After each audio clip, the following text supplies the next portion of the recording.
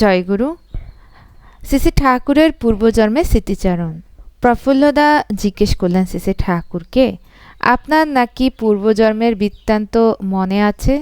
শ্রী ঠাকুর বললেন, কি জানি, তা কল্পনা কিনা বুঝতে পারি না, তবে যেন স্পষ্ট মনে হয় আমি আর কর্তামা নদীতে একটা নৌকায় বেরিয়েছি। চারদিকে কত কাছিম।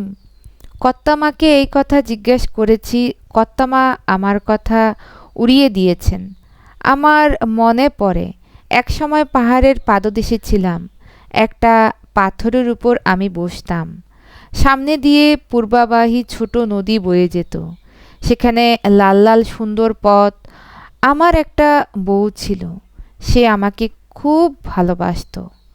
এখন গেলে সে যেন এখনও আমাকে চেনে। এই জন্মের কথা মনে হয় যেন ভূমিষ্ঠ হয়েছিলাম একটা ঘরে, সেখানে মিটটিক করে আলো জ্বলছিল। মা বলেছেন যে ঠিক ওই রকমই নাকি হয়েছিল। আমি কত কি বোধ করি, সব সত্য মনে হয় আচানক, কত কথা মনে জাগে। আগে বলতাম না, এখন দুই একটা বলি।